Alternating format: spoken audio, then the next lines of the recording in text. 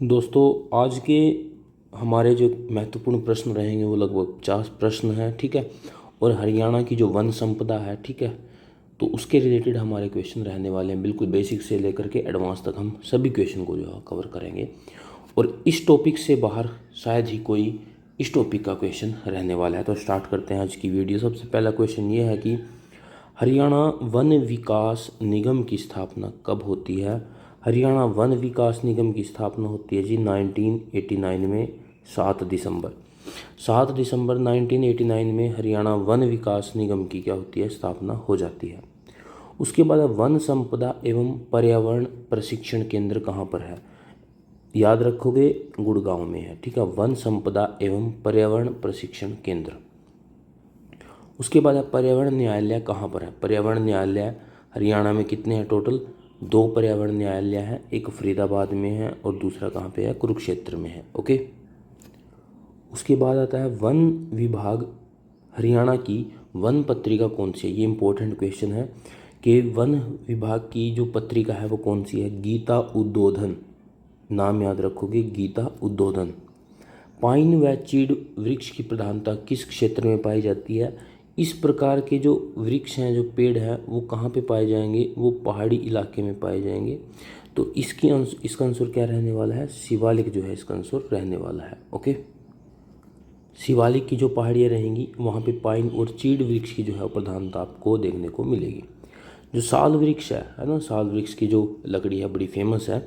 इसकी प्रधानता किस जिले में आपको देखने की मिलती है। आपको आंसर क्या रहेगा जी, यमुनानगर का जो जिला है, यमुनानगर जिला जो है उसमें साल वृक्ष की प्रधानता देखने को मिलेगी। ज़्यादातर साल वृक्ष वहीं मिलेगा। राज्य में वृक्षारोपण प्रोजेक्ट किस नाम से है, ये इंपॉर्टेंट है। Grinning of Haryana. जो वृक्षारोपण करते हैं, जो पेड़ लगाते हैं, उसका एक प्रोजेक्ट का नाम भी रखा गया है। नाम क्या है, ग्रीनिंग ऑफ हरियाणा। उसके बाद राज्य वन नीति 2006 के अनुसार कुल क्षेत्रफल का कितने प्रतिशत वन करने का लक्ष्य रखा है, किसमें, हरियाणा में।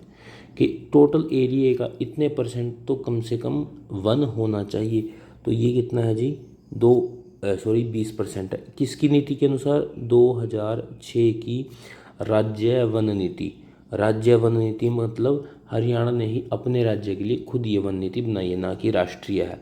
2006 के अनुसार कितनी है, 20% है। इस क्वेश्चन पे इतना जोर क्यों दिया है, क्योंकि इससे आगे जो क्वेश्चन रहेगा उसमें क्या है, उसमें है राष्ट्रीय वन नीति 1988। इससे पहले हमने पढ़ा था राज्य वन नीति, यह है राष्ट्रीय वन नीति। तो राष्ट्रीय वन नीति के अनुसार देश के कुल क्षेत्रफल का कितने भूभाग पर वृक्षारोपण या फिर वन होना चाहिए। आपका आंसर क्या आएगा जी, 33%। और राज्य वन नीति के अनुसार उसमें क्या लिखा है हमने, 20% उसमें लिखा है। उसके बाद वन विभाग के राज्य में कितने प्रशिक्षण केंद्र हैं, कितने प्रशिक्षण केंद्र हैं। तो आपका आंसर रहेगा 2 हैं। एक पिंजौर है और दूसरा कौन सा है, सोना है, ठीक है। राज्य में कहाँ पर वाच टावर लगाया गया है। वाच टावर लगाया गया है जी रेवाड़ी में। रेवाड़ी का एक आरक्षित वन क्षेत्र है झाबुआ, ठीक है, झाबुआ आरक्षित वन क्षेत्र है। सभी प्रकार के वन्य प्राणियों पर शिकार की जो है वो पूर्ण रूप से प्रतिबंध लगा दिया था। ये किस वर्ष में लगा दिया गया था, अक्टूबर 1991 में जो है हरियाणा राज्य में बड़े अच्छे से इनको जो है वो बिल्कुल बैन जो है वो कर दिया था। उसके बाद लाल जंगली मुर्गे के लिए प्रजनन केंद्र कहाँ पर है। तो आपका आंसर क्या रहेगा जी, बरवाड़ा में है। कहाँ पे, पंचकुला में। वन विभाग के द्वारा आरा मशीनें कहाँ स्थापित की गई हैं। वन विभाग के द्वारा आरा मशीनें कि जो आरा मशीनें रहेंगी वो 2 मशीनें हैं, एक तो करनाल में है, दूसरी कहाँ पे है, जगाधरी में है। इसी से रिलेटेड एक क्वेश्चन और आएगा का कि ये भी आ गए यहाँ पे देखो कि सफेदे की लकड़ी से सामान बनाने का कार्य वन विभाग द्वारा कहाँ किया जाता है। अब जहाँ पे आरा मशीनें रहेंगी उसी के आसपास रहेगा। तो आपका आंसर क्या रहेगा जी, करनाल और यमुनानगर। आरा मशीनें भी कहाँ पे हैं, करनाल और यमुनानगर में। अरावली क्षेत्र के लिए कौन सी योजना चलाई गई है। हमारे हरियाणा में 2 ही पहाड़ी क्षेत्र हैं। एक तो आपका आंसर रहेगा शिवालिक का क्षेत्र जो यमुनानगर पंचकुला अम्बाड़ा की तरफ है, और जो दूसरा रहने वाला है वो कौन सा है, अरावली का पर्वत श्रेणी जो है, ठीक है। तो उस क्षेत्र के लिए, अरावली क्षेत्र के लिए कौन सी योजना चलाई गई है, अरावली पर्वत श्रृंखला पुनर्वास योजना।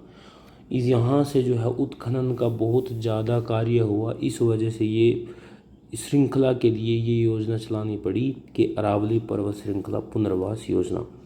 संथक घास को क्या कहा जाता है? संथक घास को जंगली चावल जो है वो कहा जाता है। इम्पोर्टेंट है, याद रखोगे। मोरनी हिल पर कागज मिलों के लिए कौन सी घास उगाई जाती है? स्पेशल घास उगाई जाती है जी, नाम क्या है उसका? बब्बर घास। दूब घास को किस नाम से जानते हैं? खब्बल घास के नाम से भी इसको जानते हैं। हरियाणा का चंदन वृक्ष कौन सा है? जारी, या फिर कई जगह पे जारी नहीं, यहाँ पे जाटी था, जाटी, या फिर जांडी भी जिसको जो है वो बोलते हो। करनाल और पानीपत में ज़्यादा घास कौन सी होती है? इन दो एरिया में, इन दो जिलों में कौन सी घास जो है ज़्यादा होती है? कई घास जैसे सरकंडा है, मूंज है, डाब घास है, ठीक है, तो ये होती है यहाँ पे करनाल और पानीपत में। पालवा, या फिर कई जगह आपको देखने को मिलेगा पारवा, ये घास कहाँ पर ज़्यादा होती है? तो आंसर क्या रहेगा? हिसार में, ठीक है। कई घास हमने पढ़ी हैं, ठीक है, याद रखना। खब्बल घास थी और दूसरी भी कहीं थी, ठीक है। बागड़ की घास, बागड़ की घास कौन सी है? नाम आंसर क्या रहेगा आपका? साणी। पशुओं के लिए हरी घास को क्या कहा जाता है? बड़ी अच्छा क्वेश्चन है। धामण घास। क्या? धामण घास क्या होती है? पशुओं के लिए हरी घास होती है। पौधागिरी अभियान की जो है वो शुरुआत होती है किस वर्ष होती है? 2018 से जो है पौधागिरी अभियान स्टार्ट किया गया था। उत्तरी उष्णकटिबंधीय मिश्रित पर्णपाती वन किस जिले में मिलते हैं? उत्तरी उष्णकटिबंधीय, तो बिल्कुल उत्तर में अगर हम जाएंगे और वहाँ पे हम वन की बात करते हैं तो जाहिर सी बात है किस एरिया की हम बात करेंगे? हम बात करेंगे शिवालिक के एरिया की। और शिवालिक के एरिया में मुख्यतः क्या आते हैं? हमारे पंचकुला आता है और यमुनानगर आता है। पंचकुला का कितना परसेंट एरिया है? लगभग 45% शिवालिक में एरिया है। और यमुनानगर की हम बात करते हैं तो लगभग 9% जो है वो यमुनानगर का एरिया शिवालिक में है। तो आंसर क्या रहेगा? पंचकुला और यमुनानगर, ठीक है। कोमीफेरा वृक्ष कहाँ पर ज़्यादा मिलते हैं? कोमीफेरा वृक्ष ये मिलते हैं जी माधवगढ़, कहाँ पे? महेंद्रगढ़ में। फिनिक्स वृक्षों की अधिकता कहाँ पर मिलती है? ये मिलती है फरीदाबाद में।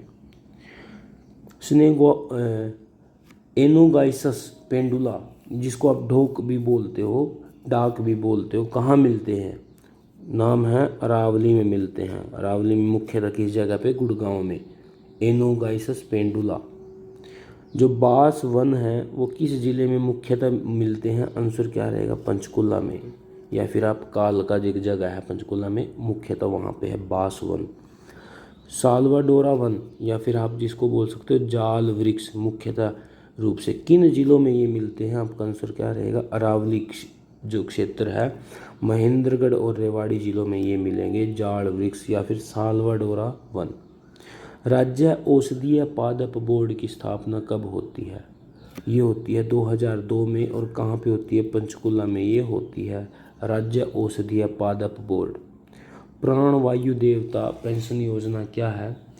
ये योजना ये है कि जो 75 वर्ष से अधिक आयु के जो पेड़ हो चुके हैं उनको पेंशन मिलेगी। कितने रुपए मिलेगी जी? 2750 रुपये वार्षिक पेंशन मिलेगी उनके नाम की, ताकि उन पेड़ों का, वृक्षों का रख रखाव, देखभाल जो है वो बड़े अच्छे से हो सके, उनको आगे जो है वो प्रिजर्व किया जा सके, मतलब उनको संभाल के रखा जा सके, ठीक है। शिवधाम योजना क्या है? शिवधाम क्या है? ठीक है, शिवधाम रहेगा जी आपका शमशान घाट। तो जो शमशान भूमि है हर गांव की, शमशान भूमि के नज़दीक कौन से पेड़ लगाए जाएंगे? नीम व पीपल जैसे छायादार पेड़ जो है वो लगाए जाएंगे। किस योजना के तहत? शिवधाम योजना के तहत, ठीक है। राज्य में सबसे कम आर्द्र भूमि का क्षेत्र किन जिलों में है? आंसर क्या रहेगा जी? महेंद्रगढ़ और रेवाड़ी। अब क्वेश्चन ये भी आ सकता है कि सबसे ज़्यादा आर्द्र भूमि का क्षेत्र किन जिलों में है? यमुनानगर और फरीदाबाद में। उसके बाद है ट्रॉपिकल थ्रोनी वन कहाँ पर पाए जाते हैं? ट्रॉपिकल जो थ्रोनी वन है वो बहुत एरिया है हरियाणा का, जैसे कि स्टार्ट करते हैं भिवानी मिलेंगे, महेंद्रगढ़ में, गुड़गांव, रेवाड़ी, ठीक है। ये कौन सा एरिया मैंने आपको बताया? ये बताया मैंने बिल्कुल साउथ हरियाणा, अरावली का एरिया, अरावली पर्वत श्रृंखला का। अब बीच में हम चलते हैं, रोहतक है, करनाल है, कैथल है, सोनीपत है। ऊपर चलते हैं हम पश्चिम की तरफ, वहाँ पे आपको क्या मिलेगा, हिसार मिलेगा। तो बहुत सारे इलाके में शिवालिक का एरिया छोड़ करके लगभग सारे इलाके में ट्रॉपिकल थ्रोनी वन पाए जाते हैं। हरियाणा में बहुत बड़ा एरिया है। ट्रॉपिकल थ्रोनी वनों में किस प्रकार के पेड़ जो है वो पाए जाते हैं, जो सिंपल है, जो हर जगह पे मिलेंगे, हर जगह ही ये अगर वन मिलते हैं, ठीक है, एरिया इनका मिलता है, तो हरियाणा में हर जगह जो पेड़ मिलेंगे वही इनमें आएंगे। जैसे कि नीम, पीपल, बरगद, शीशम के जो पेड़ हैं वो ट्रॉपिकल थ्रोनी वनों में ज़्यादा पाए जाते हैं।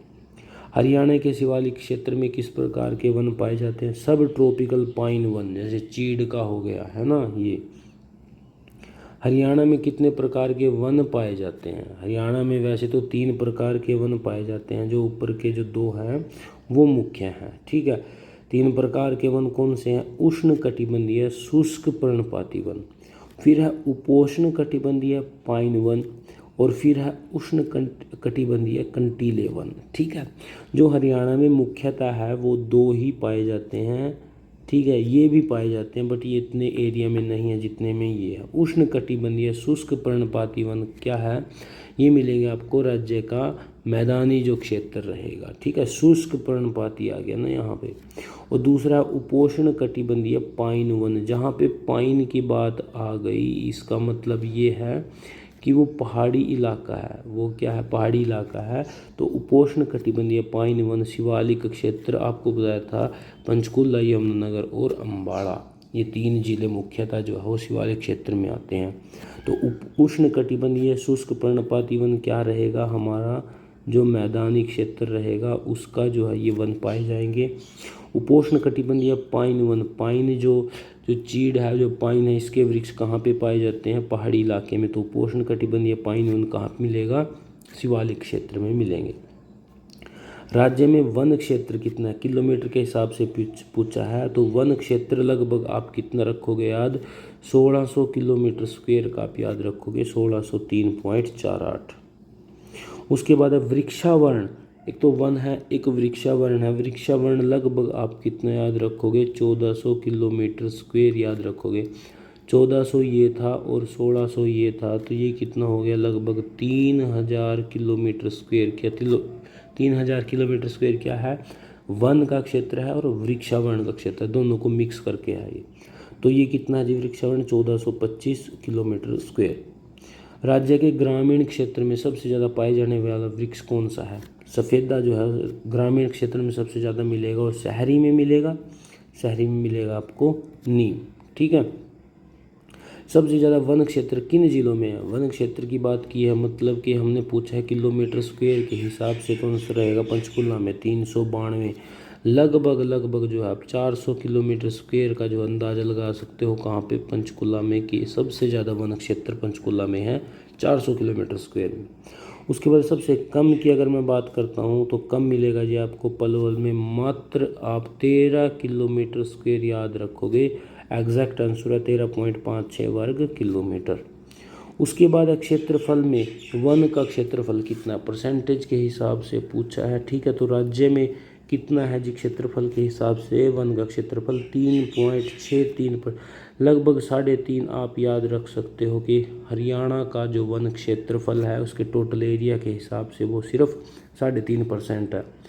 उसके बाद सबसे ज़्यादा प्रतिशत की बात की है, इससे पहले हमने पढ़ा था किलोमीटर स्क्वायर में, अब हम पढ़ेंगे प्रतिशत में कि सबसे ज़्यादा प्रतिशत वाला वन क्षेत्र का जिला कौन सा है।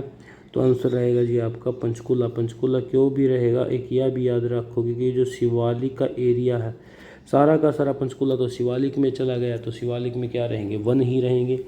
तो सबसे ज़्यादा जो प्रतिशत का वन क्षेत्र रहेगा वो किस में रहेगा, पंचकुला में, लगभग जो है वो 43% जो है रहने वाला है, एग्जैक्ट है 43.66%।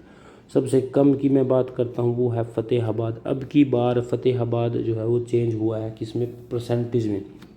अगर मैंने बात की है किलोमीटर स्क्वायर की तो वहाँ पे क्या आया है, पलवल आपका आंसर आया है, और अगर मैंने परसेंटेज की बात की है तो वहाँ पे क्या आया है आपका, फतेहाबाद आंसर आया है।